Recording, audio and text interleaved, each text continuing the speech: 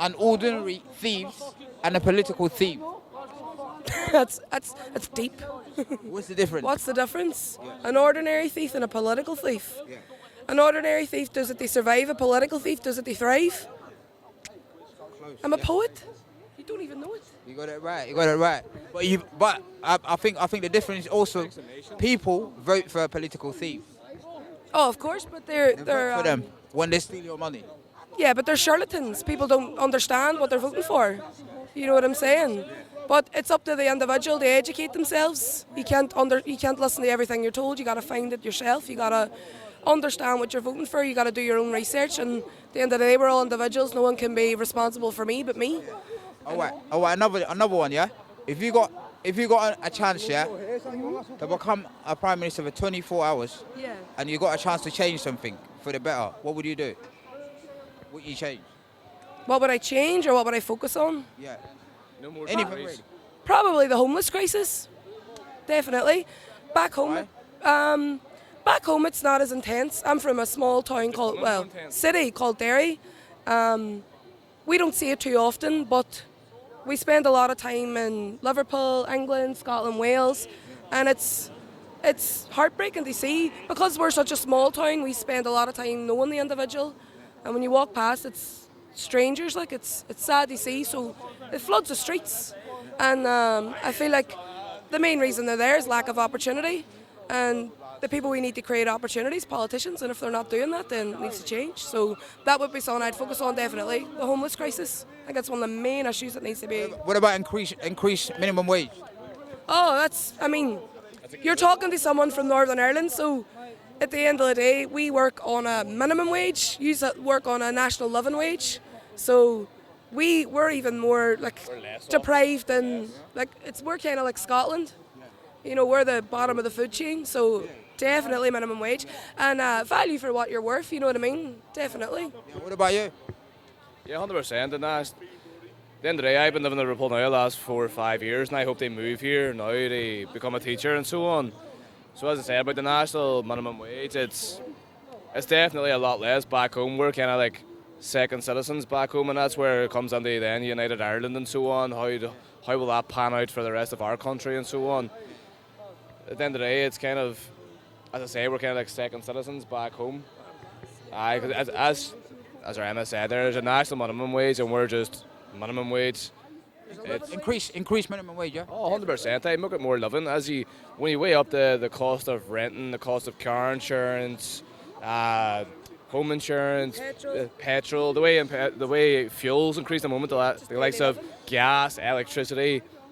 After that, then it's just basic survival needs. Then it's What about free school meals?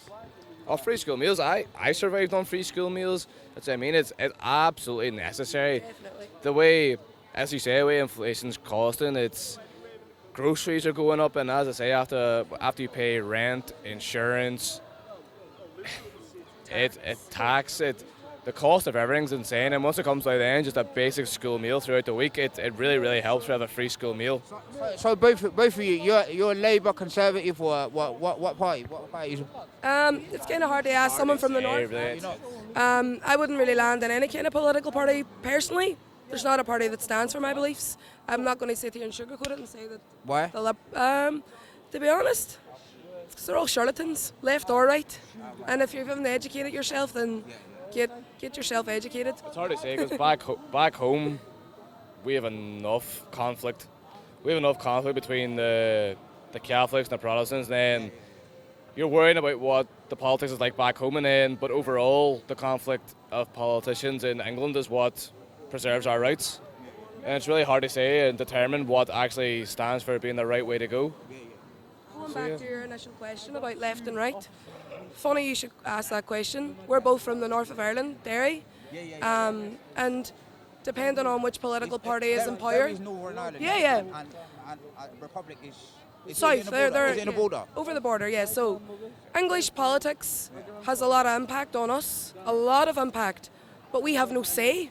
So when you asked who would I vote, we have our own parliament. Sometimes Stormont is our parliament, and sometimes they're just gone. They're not active. Decision mainly be made here in England. Oh yeah. So what I'm saying is, so say an election came up, they vote for Conservative or Liberal. So say, for instance, Boris Johnson, the last He's still on, it's got like 6 months to go. So the last Prime Minister, we had no say whatsoever if we wanted him to be the Prime Minister or not. But he has every say in what happens in our lives. So it's hypocritical. You know, we're told what to do, but we can't tell what we want. You know, it's an extra struggle for the Irish. But we get there. You know what I mean? I think the individuals keep each other strong. Yeah. What do you think? What is it about Brexit? Is it harder for Northern Ireland at the moment? So Brexit for Northern Ireland is one of the biggest struggles going. We had what's called the Good Friday Agreement. It was a peace treaty. Yeah, I've heard. Yeah. It. Yeah. So one of the agreements to that is that Irish people could have dual nationalship. So we could either be British or Irish if we chose. Was it under Tony Blair, was he? Yeah. That's right. Yeah. So we had the agreement was if an Irish person wanted to be considered Irish, they could. If they wanted to be considered British, they could. But when Brexit was implemented, it caused a massive struggle. So it would put a border back up between the north and the south, where we eradicated that in the Good Friday Agreement. So that would have essentially triggered another war. We had what was called the Troubles. I'm sure you're aware of it. So basically, that was implementing that again. So that was a massive threat on our end. So Brexit had a massive impact on us. Nothing to do with supplies or financial anything like that. It was safety more than anything. We were looking at bombs, border control, being challenged about your identity and your nationalship. It was stress. It still is. It's all in limbo still at the minute. We still know what's going on. So what's the main issues that mostly worries Northern Ireland? So for instance, say I wanted to travel from Derry to Dublin. It's plain sailing. I go to Derry, I go to Dublin, I pay the toll and I go. Things will change if I wanted to do that. So like we have places called Buncrana and things like that. They're over the border. So it's really simple for us to drive. It's like crossing the road. But once Brexit was implemented, it drew a hard border down the north and the south. And that just triggers war again for us. We don't want a divided Ireland. We want a united Ireland. We weren't near where we need to be, but the Good Friday Agreement kept everything at peace.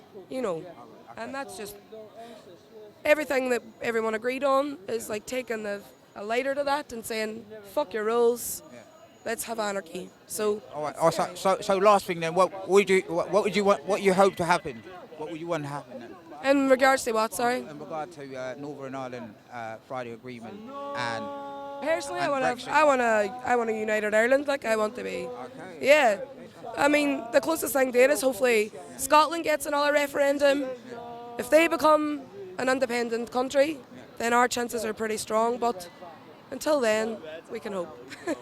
Should we say united with the whole United Kingdom? No. Separate.